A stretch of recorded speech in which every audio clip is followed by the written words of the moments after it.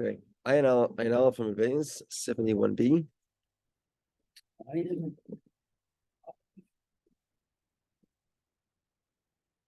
It's Ad Heichen Hibafel.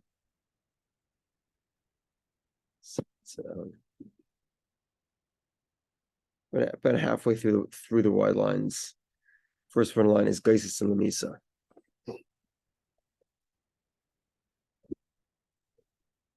Yeah, again, Rabbi. Halfway through the wide lines, first word is Geisisin. For hard of hearing people who use Safari pronunciation, Rabbi. Gosisim. Say what? Gosisim. The next word is Ad. I got it. Oh. Okay. So Ad Heichen Hibafel. How far is Bavel? So this I believe this question is on the northern side.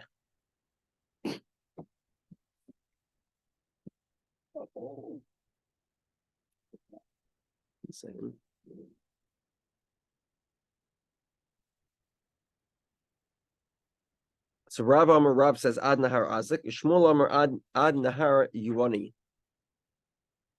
Okay. So in other words, these are the sort of the upper border. So most of Bavel lies between two rivers. That would be the Tigris and the Euphrates. We call Pras and Chidekel. Chidekel and Aramish in Aramaic, I believe, is Diglas. So the northern side is somewhere between these two places, Nahar Yuani or Nahar Azik.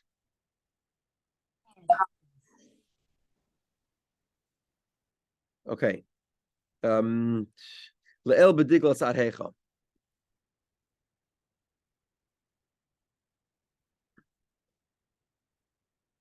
On the southern side of the Tigris, how far down does it go?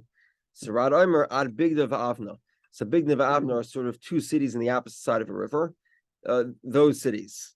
So Bigda is part of Bavel. Avna is not because it's on the other side of the river. Shmuel says it's a little further south. It's Ad Mushchini. V'Lo Mushchini B'Chlal. Mushchini itself is not included. V'Omer of Chibar Abba Omer Shmuel Mushchini Harei Kigol Liuchsen. Didn't Shmuel say that Mushchini is part of Bavel with regard to genealogy? So the Gemara says you're right. Mushchini is included. The Tachtis B'Diglas Ad Heicha. On the 1 second.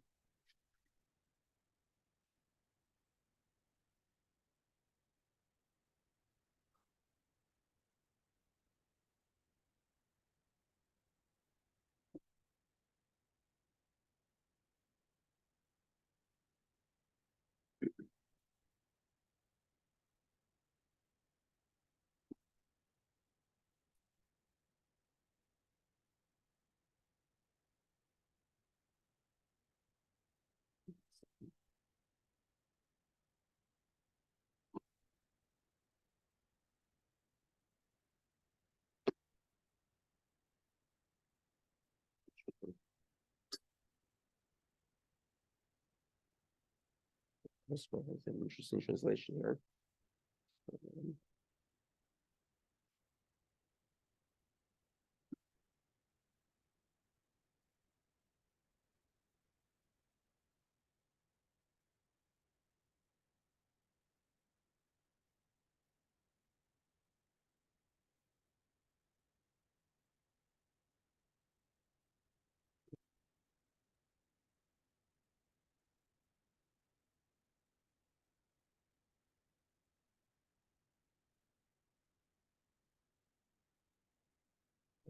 Here we are.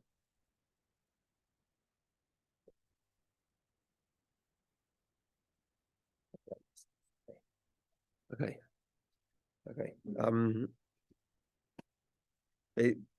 I guess I have to say they changed their Rashi. An interesting machlokes here between Rashi and Rebbe Tam. Rashi appears not to have recognized the geography of the area.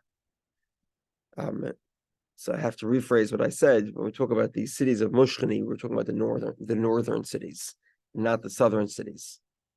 So that's the northern border. Now when we get to the Tachlis B'Diglas, that's the southern side. So Amr of Shmuel at Apamya Tata until the lower Apamya. So the Gemara says Tarti Apamya Havyan. There were two Apamyas, Choda Ilsa v'Choda Tataisa, Choda Ksher v'Choda Psula. The upper one was kosher, the lower one was posel. The distance between them was one parsa. Because one of them was kosher genealogically and the other one was not, they kept away from each other to extreme lengths. They would not even borrow a candle from each other. And the sign of it, the one that's close to the city of, the one that's closer to the city of Mishan, which is the lower Apamya. So Mishan, as we said, is Misa. It's basically all Mamzerim. So the lower Apamya is also the one that's closer to Mishan. That's also questionable.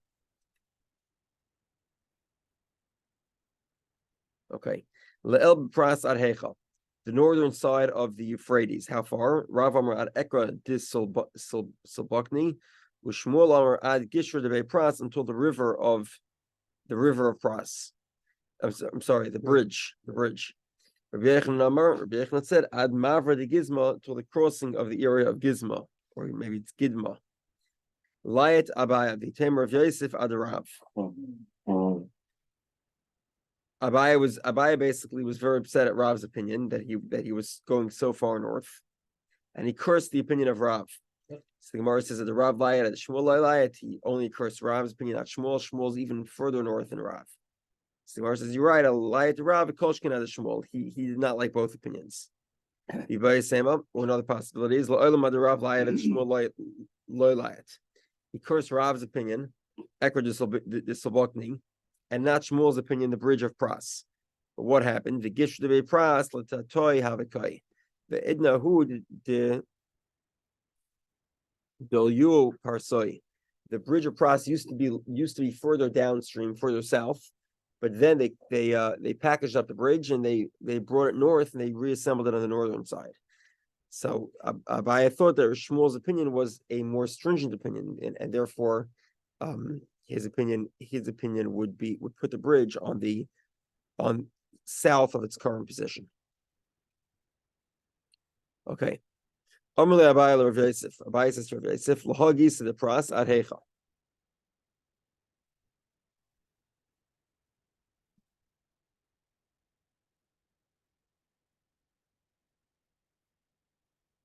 So how far west up the Tigris does Bavel go?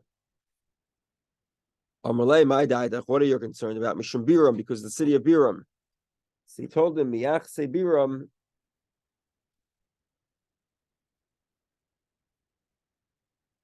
Miyach the Pumbedisa mi Biram Nasvi. Biram is a kosher city. It's so kosher that the most miyucha city of Bavel, which was Pumbedisa, they would marry women from the town of Biram, or men, if they were themselves or women, etc., from the town of Biram.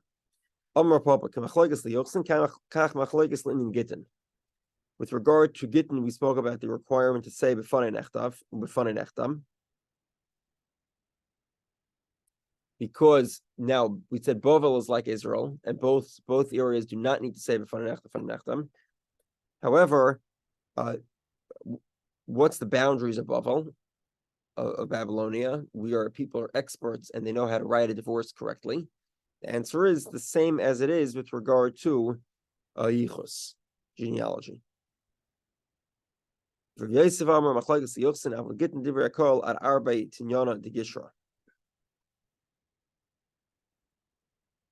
Rav Yosef says that this debate is with regard to Yochsin, but with regard to divorce, it's till the area where there were sort of 4 swamps. I'm sorry, till the big swamp. That was the border. Amar Rami bar Abel, Chavil Yama, Chilta de Bavel. Okay. Upstream until the second willow swamp past the bridge. Yeah. And you wait long enough, the boundaries of these rivers and streams change. True. Okay. Yes, it's basically north of the bridge. It's much more expansive definition. Amar Rabbi bar Abel, Ron Barabba says, Chavil Yama, Tchilta de Bavel. The town of Chavil Yama is Tchilta, the glory of Bavel. It's the, sort of the best town of Bavel in terms of its yichus.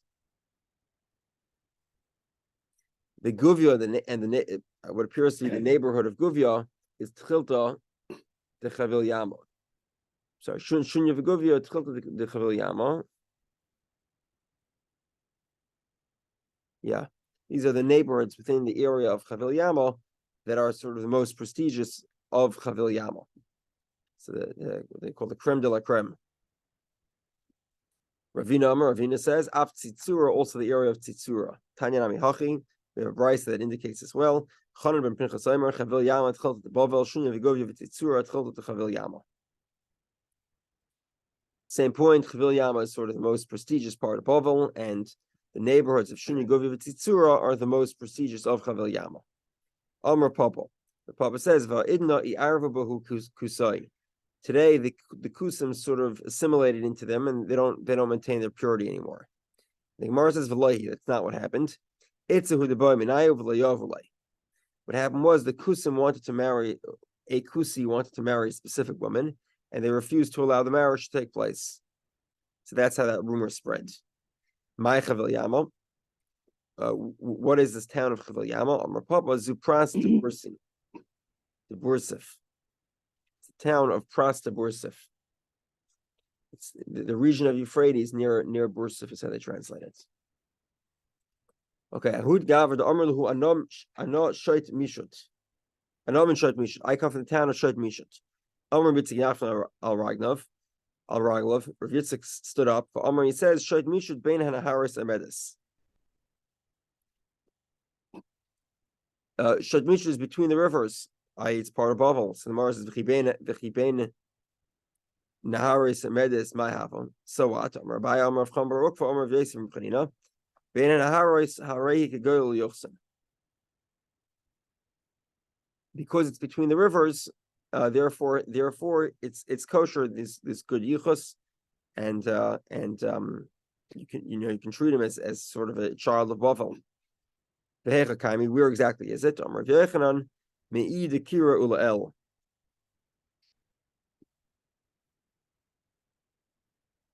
It's sort of in the area north of Idikira. Now, Idikira itself is north of that bridge, so it seems to be outside of Israel. So the Gemara says, "Va'amar Rav Yechanan ad ma'avar de Gizmo." Rav Yechanan said the sort of northern border along the river is told them avar the pass of Gizmo. Amar Abai says Ritzu Nafka. Ritzu Nafka means that sort of the border it gets extended. So it's, in other words, the northern area is either the bridge or mavar de Gizmo. But then there is the border sort of it doesn't go laterally along the lateral lines. It sort of curves, and one of those curves includes the area of Shoit Mishut. Amar Vika Barovin, Amar of Chananel, Amar Rav. Chilozan, they skip the word navnad. Either if it's written, it's part of the name of the city. Let me see what here. Yeah. They added into the text. Chilozan and Nahavnad, Harei Kigol Yochsen, they are part of Bavel with regard to Yochsen. So don't listen. Sabaya says to Ravika that don't listen to the statement of Rav Chananel in the name of Rav, because you're just attracted by Yavama Hidinafalei Hasam. You have an eligible candidate for Yibum in the town of Chalozin. And that's why you're looking to say that Chalozin is part of Bavel. But the truth is, it's not. Amrlei, am I making my own statement that because I want to marry her? This is the statement of Chananel. Also Shalula of Chananel. So they went to the source. They went to Chananel. Amrlahu, he says, Hachi Amar Rav. This is what I heard from the name of Rav. Chalozin and Nehavnad. Harei Kigol Yochsen, they are both part of Bavel with regard to Yochsen. Upliga Reb Abba Bar Kahana, and he disagrees the opinion of Reb Abba Bar Kahana. Amar Vada Bar Kahana, Ma'ilech Siv, V'Einochem B'Chola U'B'Chovar and Har Goizin V'Orei Modai. Second.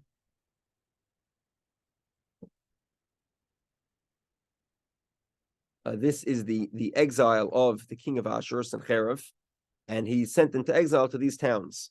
Chavor, what is it? Chelach, Chavor, and Har Geizim. Chelach zu Chalosin, Chavor zu Adayef, Har Geizim zu Ginzek, Or Modai zu Chemden and Chavrusa. We see here that the town of Chalazin was a place where they were sent to exile. And some say that Or Modai was Zuna Hevned, the Chavrusa. My Chavrusa, what were the neighboring towns? Amar Shmuel, Krach Mushki, Chuski, Verumki. Okay. Regardless, this region where Sennacherib sent everybody into exile, Amar V'Yechon, V'Kulam Livsel. The reason why all these towns are mentioned is because Sennacherib didn't just send the Jews to exile; he sent sort of the whole world into exile. He sort of messed up the geography of the world where everyone was living. So therefore, there was a lot of assimilation, and there were a lot of non-kosher Jews and non-Jews that got sort of mixed in. Okay, the Gemara opines that Mushki and Mushkani, the town of Mushki and Mushkani are the same towns. The Omer of Chibar of Omer Mushkani Hareki Gerli Yochsen. Mushkani is a good town, not a town that has a lot of assimilation. Ela Mushkani Lechod and Mushkani Lechod, they are two separate areas. Okay, regardless, the point of this statement of Rabbi Yechanan is indicates to us that Chalazin and Nehevned are not kosher towns. And the previous opinion of Rav Hananel and Rav, and it was quoted by Ravada, quoted by Ravika, was that they were kosher towns. Okay. Utlas al in bepuma ben shina. There were sort of three ribs stuck between its teeth, sticking out. This is in the dreams of Daniel. Amr V'Yechon, what are these three ribs sticking out of his teeth referred to? In other words, sticking out of his teeth meant that he sort of controlled them. As they were Zu Chalozin, Hadayev, Unitzivan. Shepa'amim Boilosan, Upa'amim Poltosan. Sometimes they ruled over them, and sometimes they spit them out. They sort of did not rule over them. Va'aru cheva achri tinyana dam yuladoiv, and then another animal came to me in my dream. It was similar to a beer. What does this refer to? Tanir Yosef elu parsiim. This refers to the Persians. Sha'eichlin v'shaisin kedaiv. They eat and drink like a beer. U'meservolin kedaiv, is sort of very large, like a beer. Umegadlin seir kedaiv, they grow a lot of hair like a beer. Ve'en l'hamenucha kedaiv, and they're sort of restless. Ravami kiavachazi paras derachiv, when he saw a Persian riding a horse, he would say, Hainu doiva naida. This is a beer who's wandering around. Amrle Rabbi Levi har'eni parsiim. Sorry, Amrle Rabbi Levi. Okay, so Levi was sort of a master of mishalim, parables. So Rebbe wanted a parable. What is a parable for a Parsi, a Persian? So Levi says to him, Amar lahem doimin l'chayolot shel beis David. They look like the soldiers of the military of David, i.e., they're very strong. Har'eni chavrin. Second.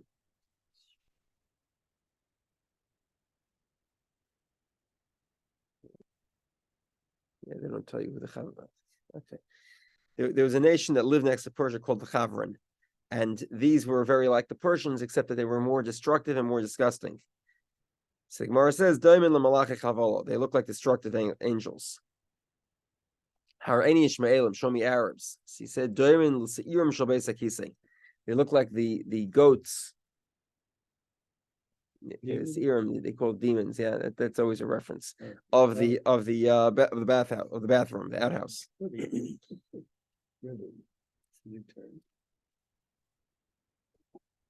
One second. Yeah. So if you thought all of these are accurate, guess what's up next? Show me the Torah scholars of Bavel. They look like angels. When Rabbi passed away. Okay, so basically, as Rabbi's passing away, we saw the story of how Rabbi passed away. That's in Ksubis and Daf Kuftes, somewhere around there. And among the last things that Rebbe said, there was sort of prophecy that was coming out of Rebbe's mouth. Now you recall Rebbe sort of had an extremely miraculous end of life, and after he died, he used to come back and make Kiddush every Friday, right? Until someone advertised it, and then he stopped coming. Okay. So he has this little bit of prophecy here. Omar, he says, Humanya Ika Bavel. There is a town called Humanya in Bavel. Kula Amunoi. Everyone who lives there is an Amoni. Mizgaria Ika Bavel is a town called Mizgaria. Kula de Mamzeri. Everybody's Mamzerim. Birko Ika Bavel. There is a town called Birko. Shnei Achim Yesh Machlifin Ishesem Zelza. In this town of Birko, there are two brothers who trade wives. It's always the other guy. Birta de Satya Ikabavel is a town called Birta de Satya. Hayom is Soro Me'achmei Hamakam. Today, somebody in that town is turned away from God. The Akfi Pera Bekavri Bishapsa. They went fishing, it sounds like. Yeah.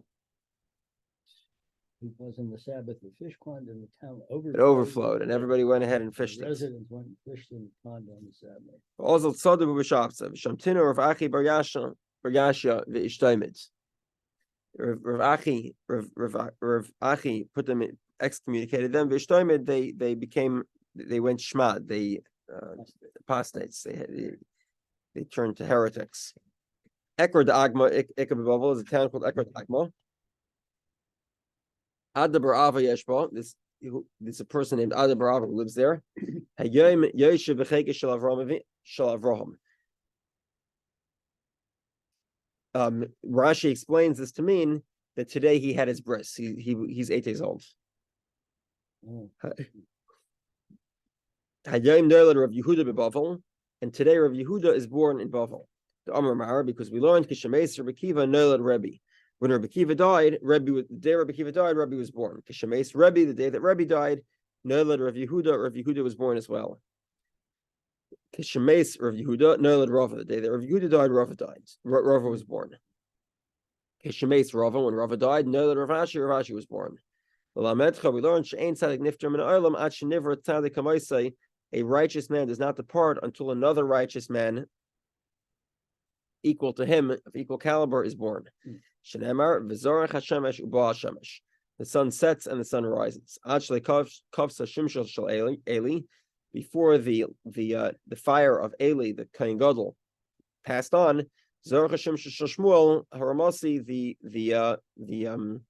the son of the sun, meaning as in the bright sun, the morning sun of Shmuel, the prophet, rose. Shenemar V'ner Elikim Teram Yechba Shmuel Sheichev. Before the candle of God went out, and Shmuel was there to relight it. Shmuel was the new sun, the morning sun that was coming out and being revealed. Tziva Hashem Yaakov Svivav Tzarov.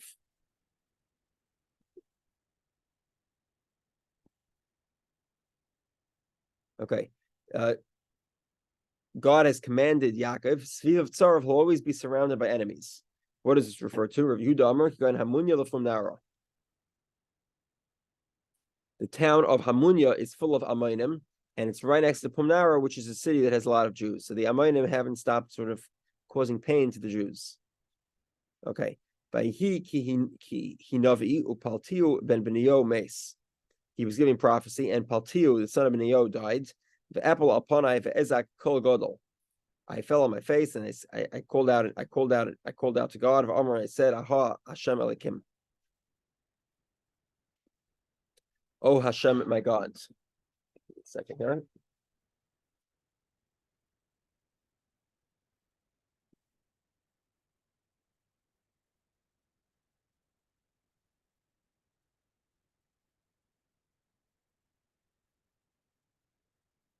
So Rav Shmuel, Chadam l'Tova v'Chadam l'Ra. This debate here whether Paltiya was a good person or a wicked one.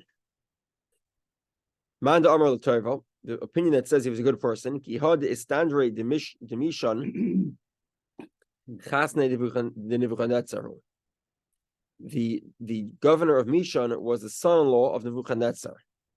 Shalach lei, the governor sent a message to Nebuchadnezzar. Mikule hai shivya the Isis loch, the Chadru sloch the koi come on.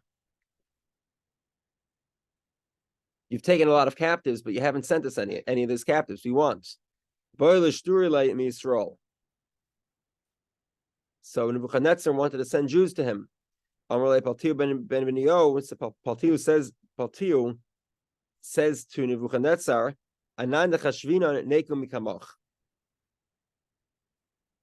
the Avdin Nezlu Lahasam. In other words, the Jews are sort of a prestigious catch. Let's keep the Jews with us and go supply the governor of Mishon with your own slaves. As remember, Mishon is a town that's full of mamzerim. So basically, Paltiel was sort of preventing that from happening. He was keeping the Jews in Bavel and preventing them from being sent to Mishon, and presumably because Paltiel did not want the Jews to be sort of dispersed, having to work for the governor of Mishon. Presumably, it was better for them in Bavel than to be sent to Mishon. But Amar Navi and the prophet said, What was Mishon? Mishon is sort of a vassal state of Nebuchadnezzar. So, and this is sort of outside what we define as Bavel. Okay. We define Bavel as between the Tigris and the Euphrates, between certain towns. Yeah. But Mishon is further south. I believe it might not even be between the rivers. It might be west of the Euphrates. They have that in the picture. No.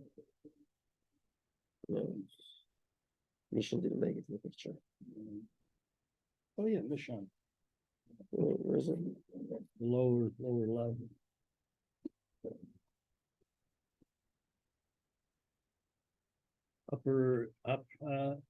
The upper and lower Hamra Mishon. Oh, there it is. Mishon. Yeah, got it. Yeah, so Mishon is more of a state Okay. territory.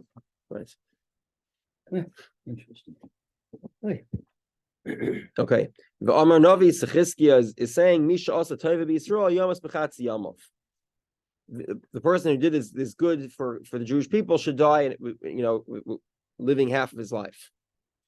So that was the unfortunate part. Manda Amar L'Ra, the opinion that says for evil, the verse states, "V'tavi Oisi El Shar Beis Hashem Hakatmainim, Hapayna Kedema." 1 second.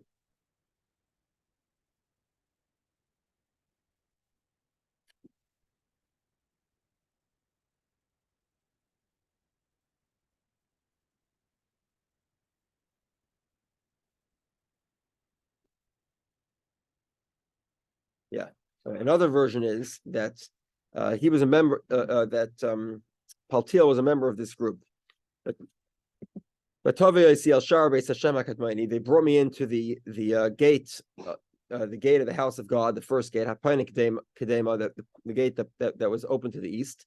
At the entrance of the gate, there were 25 people.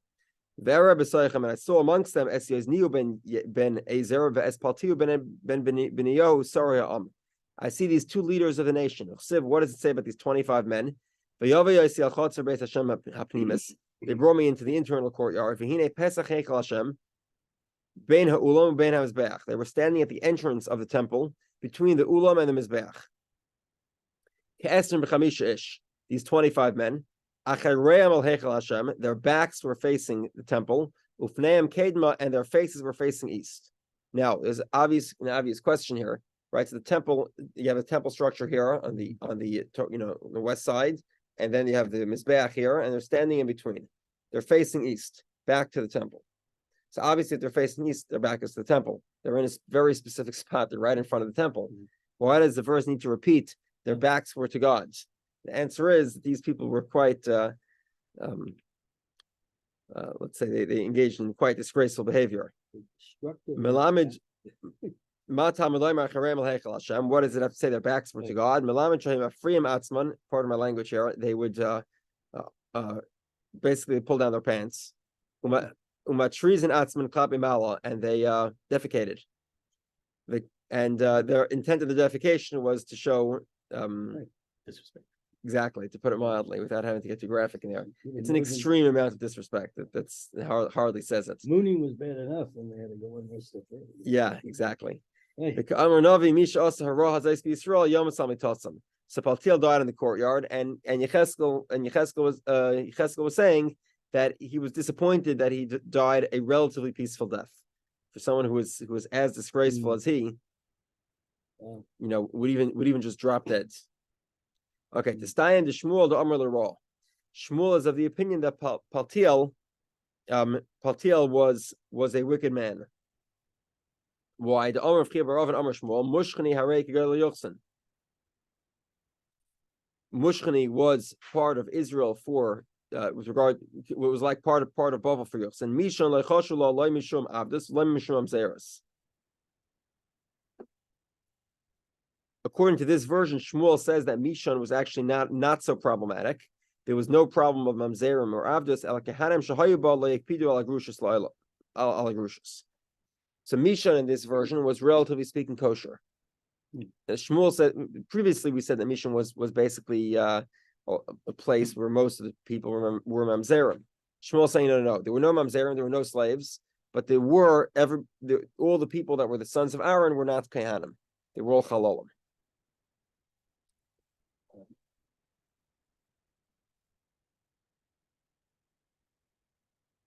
Okay, now basically the Gemara is positing that obviously Shmuel says that Paltiel did not send slaves to Mishon, because if Paltiel sent slaves to Mishon, which was the first version of the Gemara, presumably they'd be concerned that maybe the Jews intermarried with those slaves.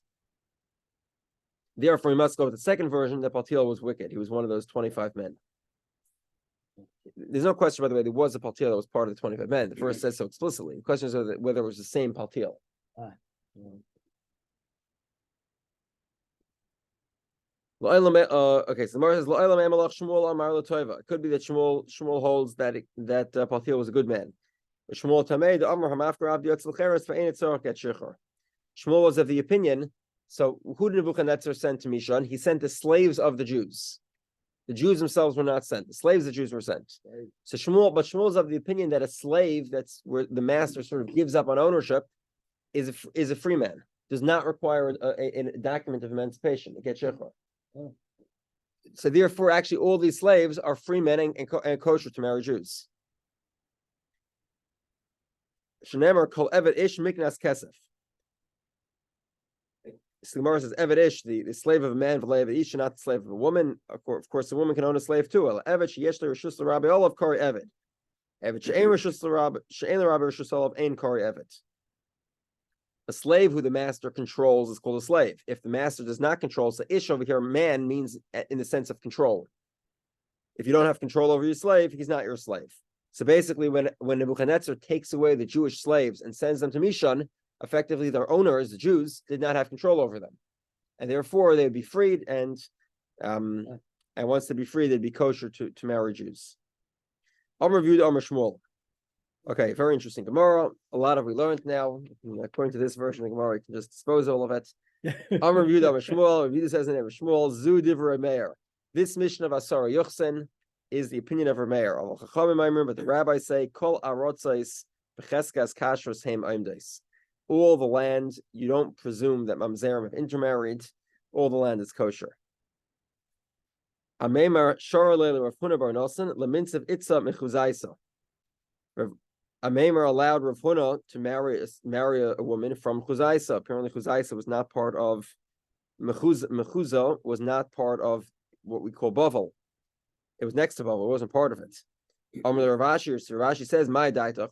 Why are you permitting this?" Amar Yehudah Amar Shmuel Zudivrei Rameir Aval Chacham Maimrim Kol Arotzes Becheskes Kashrus Hein Oimdes. 1 second.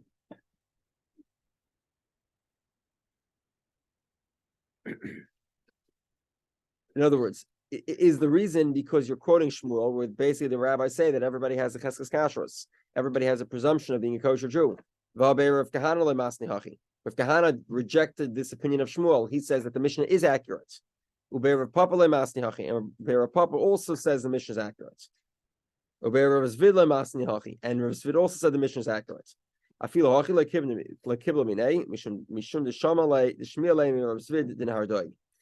he heard from a different Rav Zvid that the Mishnah is the opinion of Rameir, and the halacha follows the opinion of the Rabbanon, that there is the halacha follows the opinion of the Rabbanon that every woman has a cheskes kashrus. Tana Rabbanon, the rabbis taught, Mamzeri unesini tehirim la'asad lavai. When Mashiach comes to redeem us, Mamzerim and Esinin will be tehirim. They will be purified and they'll be allowed to enter the congregation. Div Rabbi Yossi, opinion of Rabbi Yossi. Rabbi says, ain't tehirim, they are not kosher, even when Mashiach comes. Rabbi Yossi says, V'alaik far nemar, the verse states, V'zerakti alecha mayim tehirim, I will sprinkle upon you waters of purity, tehartem, and I will purify you.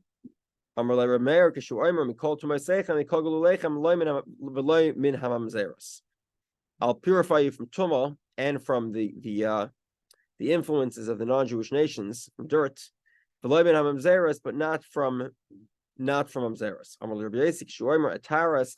When the verse repeats itself and says, it includes mamzeros as well. Okay. Bishleim Rameir. According to Rameir, I understand. And this is what the verse says in Zechariah, Vayeshev Mamzer b'Ashdod, that the Mamzerim will live in Ashdod. El Rabbi Yossi, my Vayeshev Mamzer b'Ashdod. What exactly does it mean that the Mamzer will live in Ashdod if the Mamzerim are going to be kosher? So the Gemara says, Kidim Tagram Rabbi Yossi, Yasm Beis Yisrael L'Rochtzon Bar Ahain.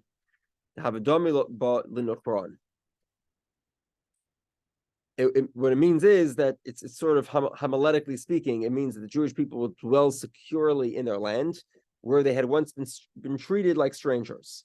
So the word mamzer is used as a stranger. And Ashdod, which was not a safe place, is an example of an area where they'll be able to live securely. How ironic. Amar Rabbi Yehudah, Amar Shmuel. Rabbi Yehudah says in the name of Shmuel, Halacha Rabbi Yossi. The halacha follows the opinion of Rabbi Yossi that mamzerim will be purified. They will be allowed to marry into the regular Jewish congregation. Amar Rabbi Yosef. Rabbi Yosef says, Ilav the Amar Yehudah, Amar Shmuel, Halacha Rabbi Yossi. Have Osi Eliyahu Mafminon Tzavarone Kulorin. If not for the fact that Shmuel said the halacha is like Rabbi Yossi, when Eliyahu Navi would come, he would sort of take tremendous amount of Jews, he'd sort of cart away and say that they're mamzerim. It's good the halacha follows the opinion of Rabbi Yossi. Okay. Great day.